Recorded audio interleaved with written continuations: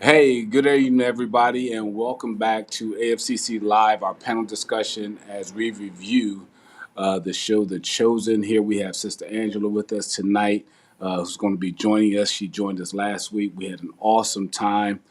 You know, as you join in tonight, hit that like button, hit the share button, because for these four episodes, episodes 5 through 8, there's a lot to unpack. Yes, there is.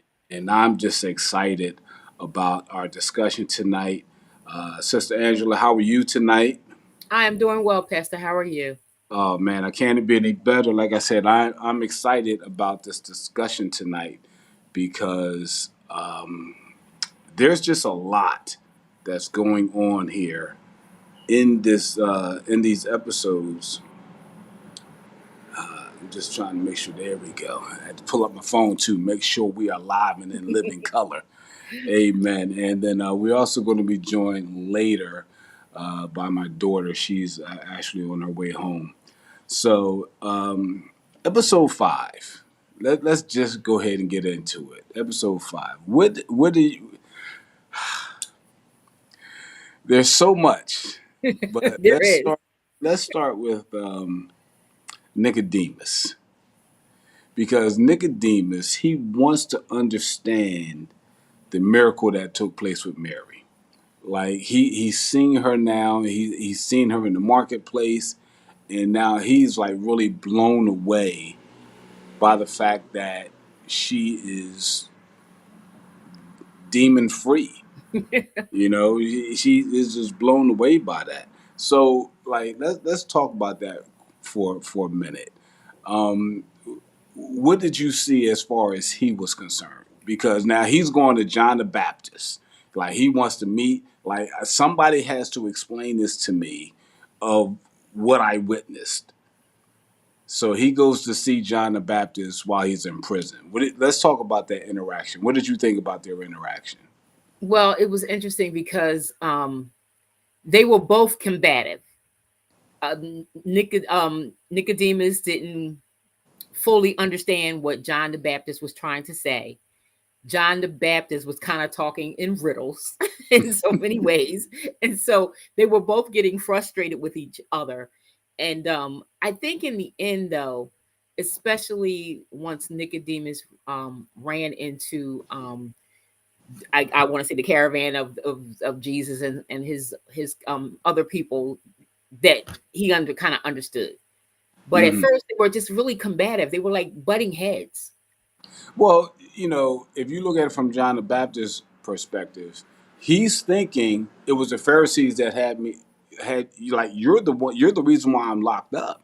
Hmm. You put me here.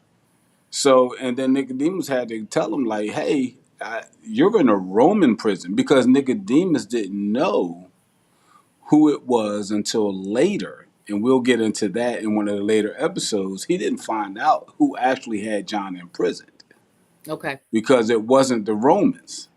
Okay. So therefore, they're both like, number one, he doesn't understand John the Baptist's ministry. Like, what are you out here doing? And finally, when they got to the place where they wanted to actually have a conversation, John the Baptist is telling him, like, it was my job to prepare the way. You know what the word says. You know what it says, and like he's trying to get him to actually re-speak what the word is saying. And Nicodemus, because he's so bent on following the law. He's Hmm. so structured in what he has been taught, which was the problem with that I see with all the Pharisees, especially Shmuel and Yusuf. They're so Oh my God. inundated with the law, they can't see anything outside of that. Hmm. And that's what John the Baptist was trying to get him to do. You have to look outside of that. Or even you have to be able to see inside the word to see the real truth of the word. Like, okay, I have come to prepare the way, and now who am I really preparing the way for? And that's the part that Nicodemus was struggling to understand. Like, are you telling us like he's actually here? Is that what you're really saying? So yes, they were. It was combative at first, but They did get to a point where they began to talk, and Nicodemus still okay. So this is what I got from that. I don't know if you remember this. I had to write it down. Okay. When John the Baptist actually realized that Jesus was starting his ministry, he said this to Nicodemus: "Some will not want to waken; Mm-hmm. they're in love with the dark." I do remember that. And then he said, "I wonder which one you'll be." Some will not want to waken. Some people, and we get and see, and every as I'm watching these shows, I'm always liking it to what's going on now in the world. I gotta turn that down. Some people, I always liken it to what's going on in the world. Because some people actually hear the word, but they want to remain in dark. Because I take it like this: a lot of people don't want the word to be true because they're happy living the way they live. They're happy being who they are, so they don't want the word to be true. And this is what John the Baptist was saying to him: some will not want to waken. They are in love with the dark. And then he looked at him and said, "I wonder which one you'll be." And we see at the end of episode 8, we're not going to jump there, Mm-hmm. but we see at the end of episode 8 Mm-hmm. which one Nicodemus turned out to be. Yes, Wow. we do. All right, so let's talk about the disciples because we don't have all the disciples yet, No, we don't. but they're in this new place now because the only thing that Jesus said to them is "Follow me," basically. Mm-hmm. And now you have to understand, like, what is their mindset? What does that mean to follow you? See, we have the word now. We have scripture. We have their accounts. We understand what they went through. So we kind of know what it means now to follow Jesus, Absolutely. to be a follower of Christ. But these guys, they're brand new. This is all new to them. And I remember Peter and Andrew were having that. I mean, well, Simon, Simon, right? Simon now, they're having discussion like, what do we do? Like, I don't want to disappoint them. I don't want to let them down. But like, we don't even know what to do. Simon's still fighting some of his ways too. He Right. wants, he wants to fight all the time. but but but what do you do? Like, if we try to put ourselves in their frame of mind, Mm-hmm. Jesus shows up. All right, so far Simon has seen the miracle of the fish, so he's seen that, and now he goes home to his wife. He's like, and he wants me to follow him. It was a miracle. We're out of debt. Now he wants me to follow him, and she's encouraging him to Mm-hmm. do that. She's But like, "This is yet, the man I married." right. But yet now, but what does that mean though? What does following Jesus mean? What are we in store for? And I think that was the intriguing part of them as they got together with James and John and now Thaddeus. Mary Magdalene is there. Um, little James is there. Little James, Big James. So so they all have this question of like, what are we doing? And I guess we'll just figure it out as we go along. um, I want to talk about the wedding. Okay. All right, let's get to the wedding. Because as they're on their way, they're go as they gather, they're on their way to the Mm-hmm. wedding feast. Mm-hmm. Go ahead. I'll let you take it over with the wedding. As soon as they showed the scene where his mother Mary went to her friend and said, "Hey, I'm here to help out. And Jesus is coming." I knew exactly what we were getting ready to see. I knew Right. exactly what was getting ready to happen. I was really excited. Okay. I was just so excited. Um, I think the part that I loved the most was to see that on the surface, Jesus was just a regular man. He was in there laughing and dancing with everyone else. Yes. That's what I was going to say about the wedding. They really focused on his humanity. Mm-hmm. Hey, I'm just here. I'm here to celebrate the bride and groom. I'm Mm-hmm. here to have fun. Just like it's a wedding, and Right. we're here to have fun. But they showed Thomas and Rima, who were the ones supplying the wine. And if you go back to like the preparation of them getting ready, the question was, do we have enough? Mm-hmm. And it boiled down to, well, we have what they could afford. Mm-hmm. We have just what the bride and groom could afford, Well, and what the bride and groom's what the bride's no, the groom's family could afford. could Because afford. the bride's family was like they were Right. looking at him side-eyed. Uh-huh. And now we only have what he can afford, and they were only expecting 40 guests. So okay, we should have enough for the guests that we have. And then Thomas even came up with the slick stuff. When you starts getting low, start filling the cups up halfway. Mm-hmm. They won't notice. But then when they realize, wow, we have so many more people than we originally thought, we are Double. going to run out of wine sooner rather than later. And so now, again, Jesus is there. He's playing games with the kids. Uh, he's building towers with the cups. But did you notice everyone around him was drinking wine? The disciples were drinking. The bride and groom, the parents, everybody that was there was having fun. But Jesus wasn't drinking wine at that time. Right. And I thought about it, and I was like, well, I guess the creators of the show did a. I don't know if they were just trying not to portray him as one who was drinking, but then when they ran out of wine, and the mother went to him and was like, "Hey," because all right, so they set this up as the show started. Remember, he was a little boy. They were looking for him. Shouldn't you Mm-hmm. know? I would have been Was about in my my father's father's house. house and about my father's business. And the mother's like, "I'm not ready for this." And he looked at her. He's like, "Well, if not now, when?" When? So now, you fast forward there at this wedding feast, and now the mother goes to him like, "Son, they're out of wine." He's like, "Okay, what does this have to do with me? It's not Right. my time." And she hit him right back with that. If not now, when? When? So then he just looks at her like, "Okay, mom, you got me." And then that's when she says to the servants, "Whatever he says to do it." Mm-hmm. And then I liked how Thomas, after Jesus says, "Okay, fill all these pots with water," Thomas had a real response. I thought you had a solution. Like, this doesn't seem like a solution to me.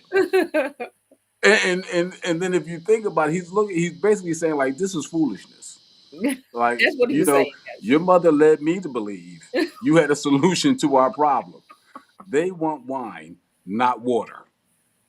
And then he's like, "Yeah, you're going to have all these questions. You're going to have, So he's already foreseeing Thomas as being this one who's going to question everything. Doubting Thomas. So he's going to question. But listen, I just need you to do what I'm telling you to do right now. And then they fill all the pots with water. He tells everybody to leave. He's like, "All right, Father, I'm ready. It's my time." And he turns the water to wine. They go to sell it. I mean, they go to serve it. And then that's when the master of the feast is like, "Wow, everybody serves the good wine first. And then after everybody's had their fill, then they bring out the cheap stuff. What he But wanted to you say was waited." everybody's drunk. Right, because he's like, "You won't even know any different." He said, "But you have served the best for last." And while he was saying that, he was like to the bride and groom, that's when you saw the cup in Jesus' hand. Mm-hmm. So I was like, "Well, wow!" Like, I've Mm-hmm. been waiting to see if they were going to have him. Have him They didn't drink. show him actually drink it, but he did have the cup in his hand, Mm-hmm. and he gave the toast. But like you said, after that, man, he's dancing, and they really portrayed his humanity. Yes, they did. Yes, they did. And I thought that was good to see. It really was. That was. I really liked that episode a lot. Um, Let me see here. What else Well, happened so also far? at the end of that, didn't he ask Thomas to follow him too? He did. But Thomas just like he was still in awe. He couldn't. He just couldn't fathom what had happened. Right. Thomas, well, he went to Rima and he was like, he's asked me to meet up with them in 12 days. Mm-hmm. So yes, he's definitely gathering his disciples. And It that's looks kind like of how that Pastor episode. Robin has joined us. It looks like. Yes, Pastor Robin is on. She's watching. She said the toast to bless the bride and groom, and that's exactly that's the part that he got involved in. Mm-hmm. Episode 6, we see Matthew, and I really was hoping that my daughter would have been on because she is such an advocate for Matthew. Uh huh. Yes, she she is is. she is an advocate for Matthew and his quirkiness, which in today's time we would attribute to some type of autism. Mm-hmm. And we talked about that last week. We did. And her and I had a conversation after the broadcast, and I was just trying to get her to understand, like you have to understand the other disciples, especially Simon. Why is he reacting to Matthew the way he is? Like he really has a problem with Matthew, He but does. is it justifiable? Because Matthew was used by the Matthew was used by the Romans to spy on Simon. He was used to collect the taxes, keep accurate books, and turn in anyone who wasn't up on their taxes. Mm-hmm. That's what his job was, So now we see how even Jesus now, this is the episode where the first miracle was the leper. Yes. The leper was in they try to make it as up to date as possible. He's at the pawn shop. The leper is That took trying. me out. He's trying to pawn his tools for money. The people are lined up outside of the pawn shop trying to pawn their things for money. Mm-hmm. So here it is. He's trying to pawn his tools, and the owner sees the spot on him, Mm-hmm. and he called him out, leper, like get out of here. So he immediately put him on blast. Yes, So he now did. he runs out, and eventually winds up seeing Jesus on the road. Now, do you remember what he said? He's like, my sister was a servant at the wedding. Mm-hmm. And he said that she had witnessed the fact that what he had done. He didn't say what he had done, but she had witnessed it. He's like, and I know you can do this for me. He knew it. He just knew it in his heart. Right. And Jesus could do it.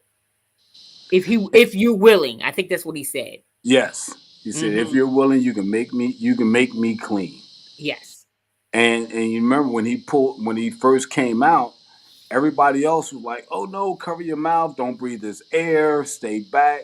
Who was it? Telling you, Simon was about to beat him. Well, Simon wanted to beat him, and I think it was Thaddeus who pulled his knife out. Okay. He was like, "No, you got to get back," and Jesus had to make them stand back, and then he went up to him. So now here's where I love the compassion side of Jesus, because he met him at his level. Yes, he did. Because remember, the leper knelt down. He was kneeling at that point. Correct. And Jesus didn't stand over him; he knelt with him. It was like how a parent does a small child. He, like you said, he got down to his level. Yes, and people need to understand that God is willing to meet you where you are. Absolutely. Up. Absolutely. And if he has to go low, to stoop down to where you are, and again, we talked about this last week, how Jesus, that's what he did. And that's one of the reasons why the Pharisees and the Sadducees had problems with him, because they didn't want to go to the red quarter. Right. But Jesus went to the red quarter. Nicodemus didn't want to go to where Mary Magdalene was when she was full of the demons. No, He, he he, didn't. he was almost, it was like they forced him to go. But Jesus went voluntarily. So now when he sees this leper and the leper is kneeling before him, Jesus got down, and not only did he go down to his level, but he put his hand on him. Hmm. And that's when he said, I'm willing. And as you can see, the the sores begin to heal. Yes. Then came the embrace. Hmm. And it's like to hug Jesus like that, Right. to be there where like he was so grateful. And then Jesus didn't want him to tell anybody. He's like, you don't want to be known for this? Like you don't want me to tell anybody? He's like, no, just do this for me. Don't tell anybody. He told him to just make a what? Some he told him to go to the temple. Go to the priest, show yourself Right. to the priest, give the proper sacrifices and Right. that. But that's it. That's all that I require. I don't want to be known, Hmm. you know, but I am willing to do this for you. But it was also that witness that wasn't one of the disciples that leads up to the next part. And what's the next part? It's the healing of the man who couldn't walk, the man who couldn't walk, the one that came in from the roof. Because as soon as Yeah. I saw that, I knew exactly what that was too. And see, remember, and that's what I was telling you before, how reading the Bible, we know the events. Hmm. And when you see the players, when they introduce the players, you like, okay, I know what's coming. Hmm. And I want to see how is it going to fold out, because the Egyptian girl, the black girl, when she saw him heal the leper, she knew right away, and Yes. she dropped her flowers and she went running, because she's like, okay, let me go get my friend and bring him here, because if he can do that, Uh-huh. healing my friend is not going to be a problem. Exactly. You know, so even Matthew at this point is intrigued, because Matthew was there for the fish. His mind is Mhm. blown as well, because now he really doesn't have a relationship with his parents. He goes to talk to his mother about what he's seen, but his mother doesn't have the answers. Right. So he goes back, and now he wants to hear the teaching of Jesus. And he's witnessing as these people are climbing up onto the roof, Those tearing the children roof brought him up open, with them. you know, lowering the man down, and Jesus is just looking at the black girl, and he's looking at her with such like, I can't believe you have this amount of faith Hmm. in me. Like, he was so impressed, I want to say. Not that it was unbelief, but it was just like he was pleased Hmm. because of the amount of faith that she was showing. Right. And And she's that like, she was doing it for someone else. yes, It was that part too, that she was doing this. It showed her love for people and her love for her friend, that she right. wanted her friend to be able to stand on his own 2 feet. Yes. And after they lowered him down, and I remember Jesus looking up at her and saying, your faith is beautiful. Like, how many of us can he say that about? How many people that's going to watch this broadcast? How many of you can Jesus look at your faith and say, your faith is beautiful? Because you go through those lengths to trust him, Yes. to even get in his presence, to know that you know that you know that what you're asking, he is absolutely capable of doing. You know, and now you have the Pharisees, because now Nicodemus is there, Yusuf is there. These are the Pharisees, for those that don't know. Shmuel, whatever. I think it's Shumel, like you said. Yusuf and Nicodemus, they hear about this gathering at the house. They want to go and see this preacher. So they go there, and now Yusuf and Shmuel, They make it to the window, and that's where Shmuel is like, okay, whose authority? Like where, who's under whose authority are you teaching? And you're doing all of this stuff, you know. And so now Jesus hits them with, you know, Yeah. he reads his thoughts. Um, if you, you know, what did he say? What is it easier to say? Is it easier to say, Your pick sins up are your, forgiven. yeah, your sense? I can't remember exactly what it was, but I knew that scripture. Right. What is easier to say? Your sins are forgiven, or take up your bed and walk? Exactly. Pastor Robin's probably gonna put it up there in a minute. All right. No. What did she say? She didn't put it up She, there yet, but she she said, probably will. "Your faith." She said, "Your faith in me is beautiful," and that's exactly. I don't know if you can you hear the rain. Yeah, I was wondering what that was. Yeah, it is raining. I might have to actually transition to go inside. I was not expecting it to rain today. But yes, that's what he said. Your faith in me is beautiful. And after Shmuel, he's there. He wants to question Jesus' authority. Under whose authority? Like, who is your rabbi? Who are you a student of? Like, all these questions. And Jesus just turns to the guy and is like, listen, your sins are forgiven. Take up your bed, get up and walk. And you see the toes move and gets up. Instead of them rejoicing that this guy can now walk, who has been paralyzed, instead of rejoicing, what was the first thing Shmuel said? He wanted to, didn't he want to get the Romans or something? He called for the Uh-huh. officers. Uh, like, what?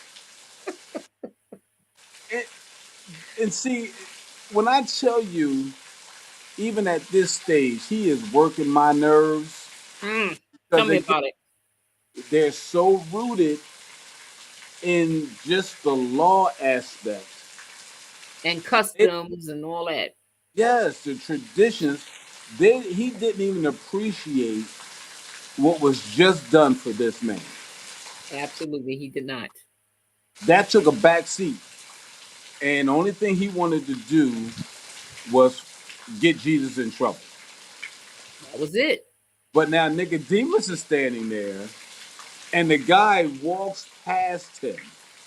And Nicodemus is standing there with his mouth open, like, Like his jaw is almost on the floor. I can't believe I'm seeing what I'm seeing. First, it was Mary. Now I'm seeing this guy who I know to be a Mhm. cripple is walking past me. Yeah, right, exactly. So now he sees Mary at the end of that, and he's like, Mary, I you gotta meet this guy. meet him. I gotta. Like, you got the hookup, you got the end. Get me in, get me a meeting with him. I don't care where it is. I said it could be a cave, it could be in the tomb, in the dark of night, Yep, that's what he in a said. place. I don't care. I just need to meet him. Hmm. And, and Mary was like, listen, I'm a follower of him. He doesn't follow me. Right, right. I, I don't know where he's going to be. You But know, I'll try. I'll I will say try. something. Hmm. That's what he. Uh, Yep. what was that? I'm looking at So my notes now. also in this episode, can you still hear me? Yes, I can. Okay, good. It's starting to rain a little harder. Um, we also in this episode we see Simon's mother-in-law, Yes. Oh, yes. right? And Yes. so now according to scripture, he heals Simon's mother-in-law. But Hmm. guess what? It didn't happen in this episode. No, it didn't come until the next one. And then so you're sitting there like, okay, well, Jesus is in the house. He Why knows is he doing he's something? All Simon was worried about, well, like, ooh, keep her quiet. I don't want him to know, you know. But he let's knew. bother him with our stuff. But you know what? So does that show humility? Hmm. Does that show humbleness? Because, dude, I've seen you with the fish. Right. Now I've seen you with the leper. I've seen you heal the crippled guy. Now Mm-hmm. you're in my house where my mother-in-law is sick, and I'm trying to get her to be quiet so that she doesn't bother you. That part. Like, so, it's how do we interpret that? Are you just being humble? Are you afraid to ask? Yeah, I think at that point, because even his wife said something to him like, he's not going to discharge you or get rid of you. Why are you're so worried about every little thing? He asked you to follow him. He's not going to rescind the offer, you Right, know. right. And I think that, like you said, that's part of the thing that he was worried about. Uh-huh.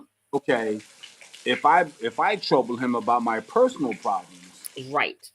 will he rescind the offer? Will he change his mind about me? So yeah, Exactly.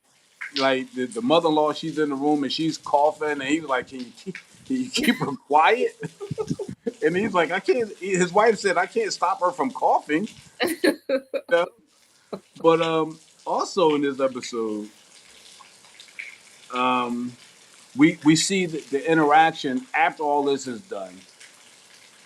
Or I don't know if it was before the cripple was here, but we see the interaction between Nicodemus and Shmuel.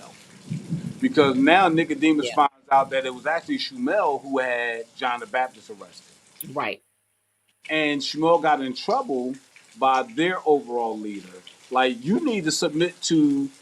um, you need to submit to Nicodemus. You're doing things without his permission.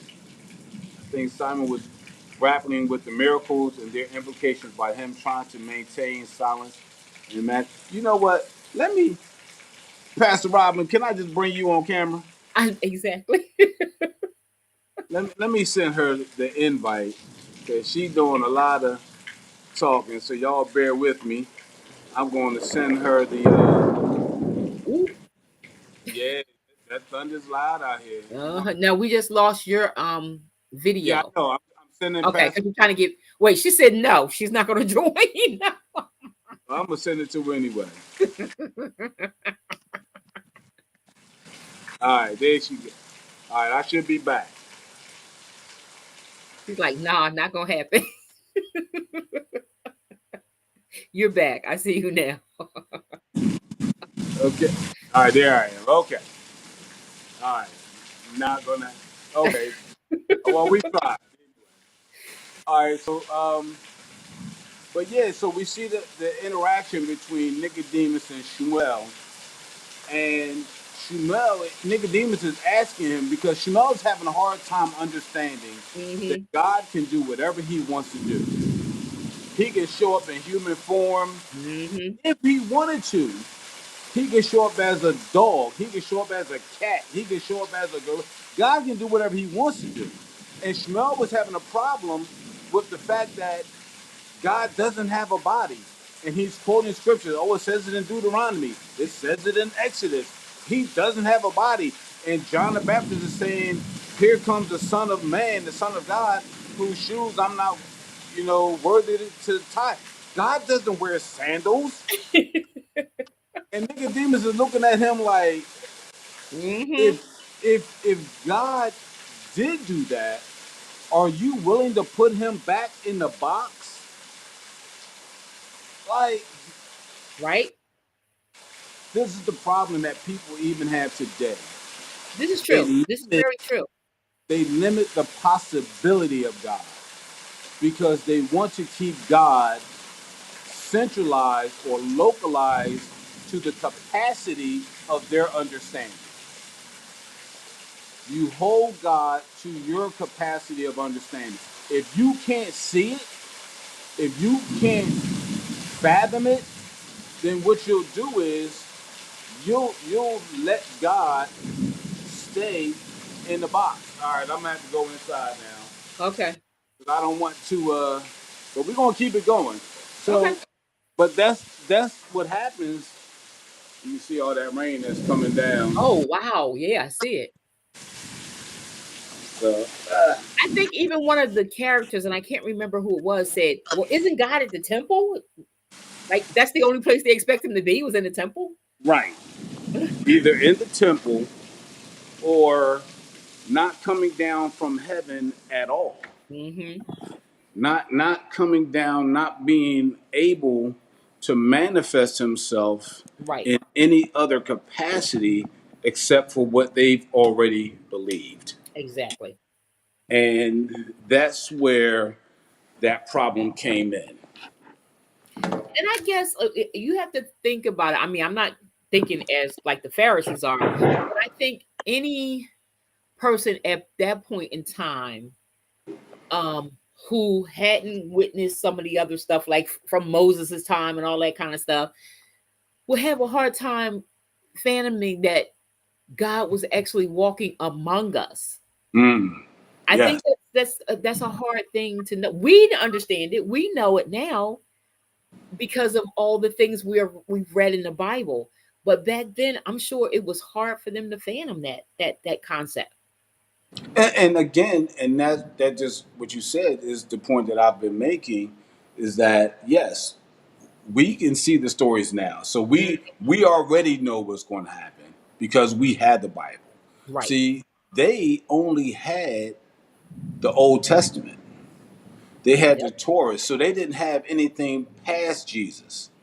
And we're reading it like we said before, we're seeing the players and we're like, "Oh, that's the one that's going to go down through the roof." Okay, Mary, she's the Yep. one that's going to be healed of the seven demons. Okay, here comes the leper. Watch when he heals it. It's like so we have all this foresight uh, that they don't have. All they had was faith. They had So, nothing else but oh faith. yes, and that's why when Jesus recognized faith, Hmm. he was so it touched him so much Absolutely. because okay, go back to the leper. Like this dude had to hunt Jesus down basically Hmm. because I don't know where you're going to be. Hopefully, I can find you out here in this in somewhere. And now when I find you, like yes, my sister told me what you did at the wedding, and I Yep. know if you're willing, you can do this for me. Absolutely. The friends lowering him down. She said, "I know if you're willing, you can make him walk." Yeah, I know it. Like there's no question. There's no doubt. Hmm. Like I wouldn't have gone through everything that we went through, of getting him here. And then once we get here, we can't even get into the house because of the I crowd. know there's that many people. We can't even get to you. And now that kind of speaks for me. It speaks to some believers who don't stay in the race, don't Hmm. finish their course. Why? Because it gets hard, It it gets gets hard. difficult. And now, because it gets difficult, I'm ready to give up. I'm not going to, finish this out. I'll quit. And even though the Bible says, "Don't grow weary in well doing, for in due season you'll reap if you faint not." Mm. Okay, so why are people giving up before the blessing manifests? Before what they're praying for, what they're asking about, what they're believing about. You give up before it manifests. And God is waiting to see if you're going to hold on to your faith. Absolutely. And these friends said, okay, well, we can't get to him. They didn't turn around and say, well, we tried, friend. We're going to go back home. Like, They were no, like, it's got to be some way. there's got to be some. Let's put them up on the roof. Roof. Let's bring them down on the roof. So now I look at not only their faith, but his faith too, because okay, you guys gonna take me up on the roof? No, I can't walk. You take me up on the roof, and you're gonna lower me down? I have to trust. I'm already crippled. I can still. I'm already. I'm a paraplegic, not a quadriplegic. Right. I don't need you to Uh, drop me in there. I can't do nothing. so, Jesus he had to look at the whole situation and look at all of their faith combined because they never gave up. And Absolutely. because they weren't willing to give up, he was able to do what they wanted, and he got his healing. And that was the first time that he actually showed his power of who he was to audience. To everybody. Mm-hmm. Yes. Um, okay, let me ask you this question. What are your thoughts about Gaius? Trying to remember which one Gaius is. Okay, Gaius is the Roman soldier that protected Oh, Matthew. Gaius. Um, Or have you figured out who Gaius is yet? I think I know who Gaius is. Is he the Okay. Roman at the end when Jesus is on the cross? I'm not saying. Well, we don't know because they haven't gotten that far in the Right. show. I have a feeling that he's the person who believed at the end because he had gone through what he was hearing and seeing and all that. That's who I pictured him to be. Okay. I don't know yet, but that's who I pictured him to be because he actually went to, who did he go to say that if you see Matthew, come to me. Don't go to He anybody went. else. He went to Matthew's parents. Right, right. He went to his parents, and then because Matthew gave him the key to his house to give to his Mm-hmm. parents, Right. and he's having this conversation like, without saying I'm looking out for Matthew, I've really been looking out for Matthew. He has. And I think he likes Matthew, but doesn't want people to know it. Doesn't even want Matthew to know it. Right? Because remember when he left the parents, when he left him the dog, he said, I just want to say that there are people who are mildly fond of Well, Matthew. yes. He turned about what he didn't want to say it's me. Right, exactly. He didn't want to say, I've grown fond of Matthew. Right. He just like, no, there are people who are fond of him. And let me leave now. Because you can see, so I figured out who Gaius was Okay. about that time. Okay. So we're going to hold it. Okay. We're going to hold it. All right, but episode 7 is titled Invitations. Yes. So we see how Matthew is with his family because Matthew, he went to his mother's house when his dad wasn't there. Right. And the mother was like, hey, if your father was here, I wouldn't be able to talk to you. Right. So we see he's not really accepted by his family. He's not accepted in the Jewish community. No. He's basically an outcast. He's a man on an island by himself. Now, is that of his own doing? Kind of, sort of, I want to say. And the reason why I say that, because I'm going back to what we are saying that he probably has, and that's autism. Mm-hmm. They tend to isolate themselves in some way. Okay. Let's see what Pastor Robin's saying. They tend to isolate themselves because they already feel different, and so they kind of like, okay, they shy away from people. They have a very small circle of the people that they actually open up to, and so that I'm going along with that because I do know someone who has an autistic son. Mm-hmm. So, and just from being around him, I kind of see how they interact with people or they don't interact with people. Right. So I want to say part of it's probably his doing, but part of it I'm sure is because of the field that he's chosen. He's chosen to work with the Romans. I mean, I'm sure that's part. And plus, he grew up there. They probably labeled him weird, Mm-hmm. Right, but you can see the relationship between him and Gaius, because every time they go to Quintus, who's the Roman ruler of the area, Gaius wants to protect him even from Quintus. Yes, he does. You might not want to go in there because he may kill you, Right. but you might get me killed. Like I'm not trying to get killed defending you. So Right. you can see, like, even outside, while he's standing outside the booth, he's trying to strike up conversation with Matthew. Like, so you can see there's something there. Like, he's almost like a father figure in a way. In a way. Yes. Or he's really trying to be not, because the Romans, back then, they treated the Jews harshly. They looked at them as less than people, your dogs, your scum. But Gaius is not that way, especially with Matthew. Like he wants to really kind of keep the peace Mm, with everybody. yes. So I like how they're building that relationship. And we Yes. also see in this episode that uh, Simon's mother-in-law is getting worse. Yes. Like she's spiking fevers. Um, she's getting worse. But the main thing in episode 7, we finally see the meeting take place with Jesus and Nicodemus. Oh, yes. Yes, we do.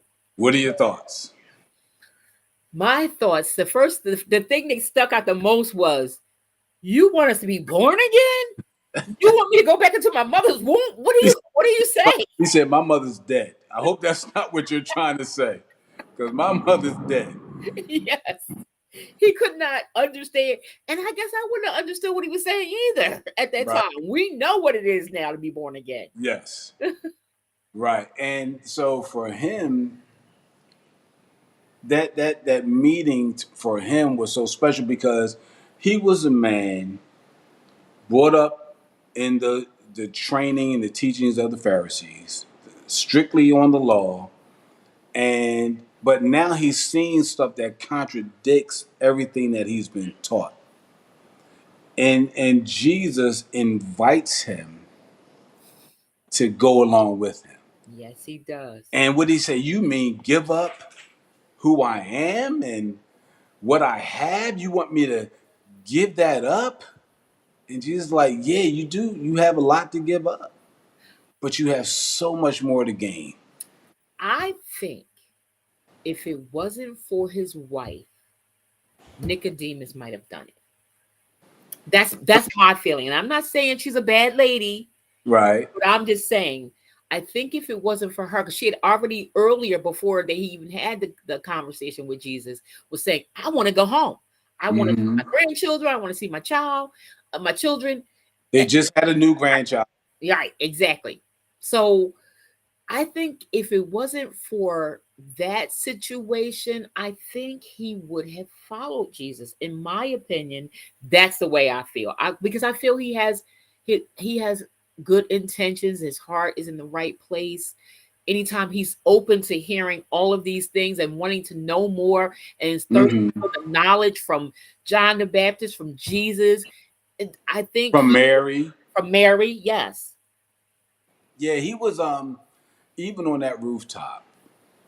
He did come to the realization, I'm standing on holy ground. Yes. Or holy roof, as he said. Because first he's like, I'm standing on holy ground, but then he realized like, well, holy roof. Yes. But he got to the point where he knelt before Jesus and he took his hand and he kissed it. And Jesus like, you don't have to do that. Right. He said, no, but I'm recognizing that I lived my life desiring to see the Messiah, and here you are in front of me. Exactly. And then what happened? Again, the embrace. Yes, and he just wept. That's all he could do was weep. Because I've desired this. And here you are. Like, and that's what he said. Here you are. Like, what else do I need to see? Exactly. And Jesus, like, if you follow me, I'll show you more. I'll show you more. And he was right there. Yeah. And like you said, Was. he went home and his wife, she's talking about, oh, I love our life. 'Cause I think he was gonna do it. But here's the thing, because we knew that he wasn't. We already knew that he We was, already knew that, right? but I wanted him to. I did too. I did too. I You did. know, and that kind of goes into episode 8, where Jesus told him, he said, listen, we're leaving in a couple of days. We're going to be at the well. Mm-hmm. Meet us there. Follow me. And you see in episode 8, they're packing their stuff up, getting ready to leave. And he kind of sneaks out with Cowering in the the money corner, bag. hiding. Right. He sneaks out with the money bag and stashes the money by the well. And now he's hiding behind the wall. And Jesus was like, is this everybody? And Mary was like, yep, everybody's here. and Jesus, they found Simon found the money bag, and Jesus just looked at it, he said, "Wow, you were so close." And Yes. Nicodemus was behind the wall crying Yes, he was. because he knew he wanted to go. Yup. But so it reminded me of the rich young ruler. Yes. It reminded me of the same thing too. What must I do to inherit eternal life? Well, follow the commandments. Everything. Yeah. Give I've up done everything. that. I follow commandments. Mm-hmm. Okay, one thing you lack. Go your way, sell what you have, give it to the poor, take up your cross and follow me. Nicodemus was unwilling to give up what he had. Whether He if was, it was somebody for somebody else or not, like you said, it ultimately came down that he was unwilling. he was unwilling. Mhm. What's up, cousin John? I see you just tuned in. What's up, man? But yes, he was unwilling to give up, Absolutely. whether the lifestyle, whether it was not wanting to let his wife down, because, like we said, she already expressed the fact that she loved their lives because they lived Lavishly. lavishly. I mean, did you see the bag of gold that he gave Jesus? Yeah. I mean, and even when they were at home, you saw all the things that she had around her and the jewelry And and they had people serving them, they had servants. So, he did not want to either disappoint her or give up the lifestyle that he had. and the comforts. And even though, because that's what he said, I'm going to give all of this up to be a nomad wandering in the wilderness. Like, is that what you want me to do? And so again, relating it to us today, believers, what are you willing to give up to Exactly. be a follower of Christ? True. And what are you willing to give up? Or should we say, what are you refusing to give up? This is true too. What are you holding on to? What do you consider to be more precious than having a relationship with Jesus? Yeah. And that question right there should hit home for a lot of people. What is it that you're not willing to give up in order to follow Jesus? Right. Because we know that, everybody who's watching this broadcast who say that they're a believer, that they are a child of God, we know what the things that we've given up in the past. Right. We know the things that we've turned away from. But you have some people who are not willing to make that change. That's true. Pastor, I'm not sure. Are you later when you look at this broadcast, are we going to be able to see some of Pastor Robin's comments? Because the things that she's saying, they're very important. And when I started to look back at the broadcast from last week, I don't think I could see any of the comments. Okay, so I just let me see show. I mean, I can see them now, but I mean, okay, there you go. Like, there you go. All right, so we got them up. Yep, I see the some of her comments. Yes. All right, so I would have to show. I would have to click on. Can you see them popping up now? Yes. So then that means when someone goes to do the rebroadcast, they can see her comments too. Yes. Because her comments are very, very good. Even the one where she says it's not going to happen. She's not getting on camera. So she's still participating. So that's why I wanted to make sure we could put those comments up there because she's saying a lot of good stuff. All right, so yes. All right, so that kind of brought us to the end. I dropped my card. Drop my notes here. I did want to just kind of briefly mention because we just kind of glossed over it, just how Jesus told Simon's wife, "You're a part of this too." Yes. That was important. Yeah. Why was that important to you? That was important to me because whether people were realizing he was letting them know that women have a role in this ministry. Not just Mary, but women have a role in this ministry. Women Okay. have a role. And even though you might be kind of on the sideline because you have to take care of home, it's you still are doing an important part of the work.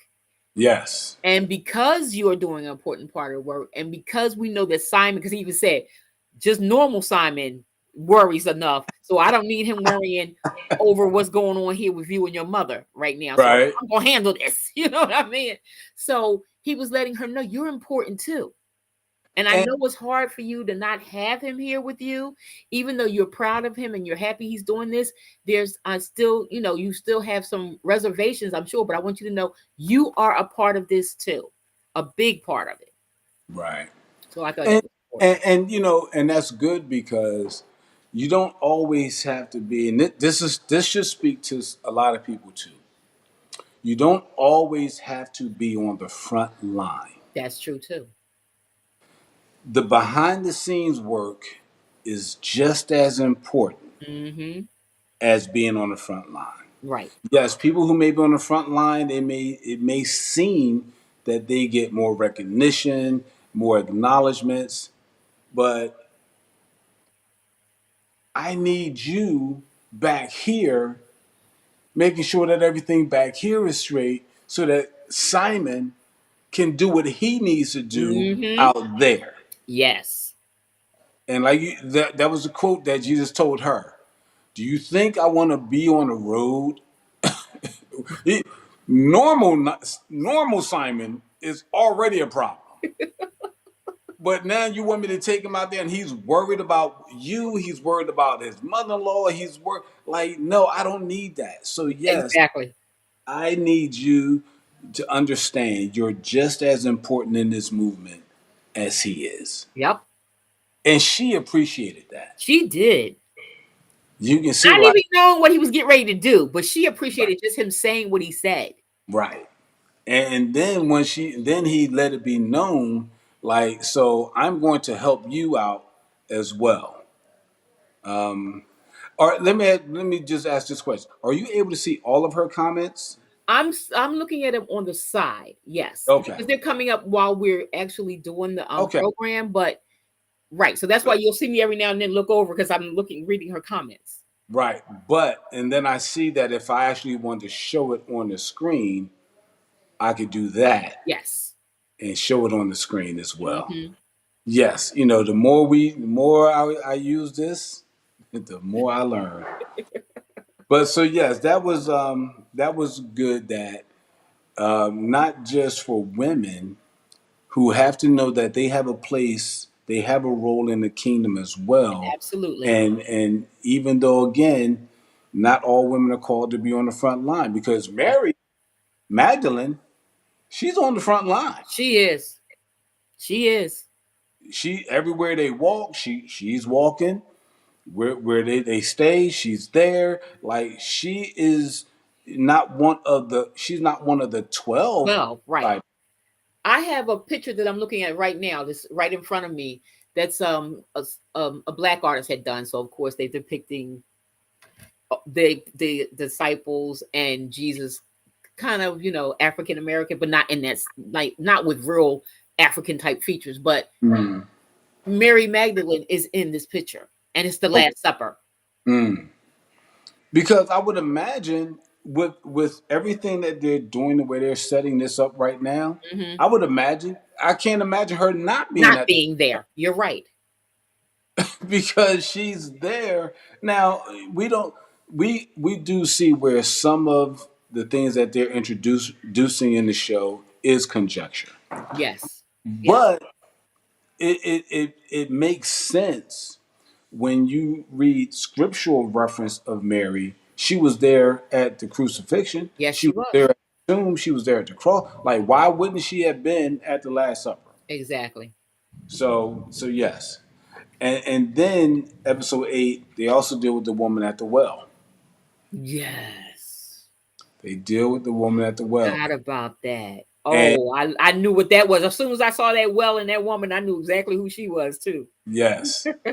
And it was nice how you know, when she said, "Come see a man who told me everything about me," Hmm. he literally told her everything. Everything about her. Like, yeah, because she wasn't believing it, you know, and why would she? Hmm.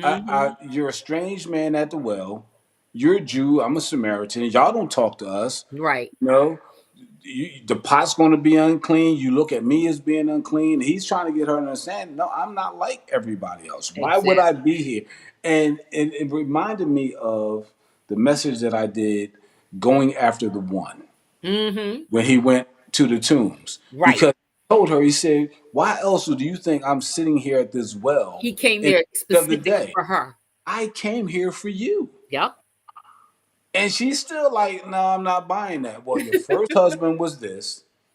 He abused you, and you left him. And your second husband smelled like oranges and blah blah blah, and you left him, and you regret it. Because you Like felt right. he You thought you wasn't good enough. right, and he's reading her like a book, and then he's telling her like, you know, I'm doing away with the people that think you can only worship in the temple. Temple. Hmm. Because yeah, she was the one that mentioned the temple, right? Yes, That God is because in the temple, right? they say that that's where he is, and we're not allowed to go to the temple. Hmm. So they were being excommunicated and not being included in Right. the worshiping of God because I can't go to the temple. And I want people to understand we cannot put God in boxes Hmm. of holy days, of what you wear. Uh, you know, we can't keep putting God in those boxes. Absolutely. You're right. You got to go on this day. You got to dress this way, and you got to do all these religious things that God is not even impressed about. So we got to stop putting him in those boxes. Hmm. And when he was telling her that, it's like, no, I'm doing away with all of that. She was like, "Do you promise? You mean I can worship anywhere?" Because he totally said God is looking for those to worship him in spirit and in truth. Yep. That's what God is desiring. He desires those that worship him in spirit and in truth.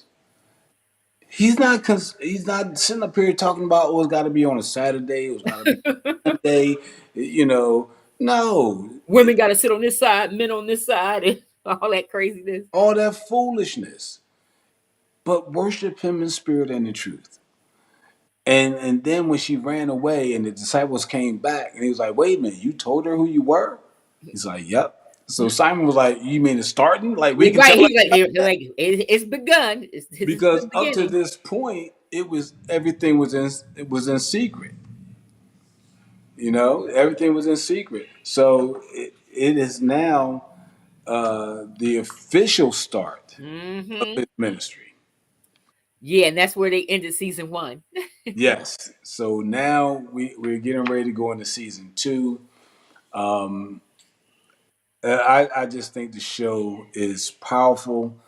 And again, once you start seeing who the players are and you start knowing what's kind of going to happen, Hmm. that's the excitement of how is it going to manifest? How is it going to happen? Again, I knew I wanted to see them break through the roof and lower my man down. That was one of the things I had waiting to see, and it was well worth the wait. I'm looking. I'm gonna be doing the next 4 episodes over the All week. right, so we are going into season Too. two. And I think you said there's 8 episodes in each one, right?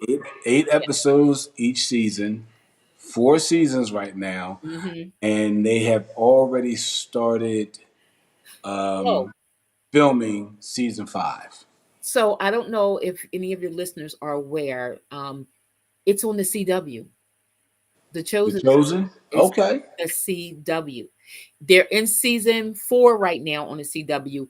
And if you have on demand, you could go back and see the other seasons. I actually downloaded the app, but Okay. you can see it because I found that out for Brian that you could actually see it on CW, the CW. Gotcha. Okay. And then if anybody watching, if you want to actually be a part of the panel discussion, just send a comment as you watch it. Send a comment down below. I'll see the comment. I'll see that you want to be a part of this discussion, so we can hear your take on The Chosen.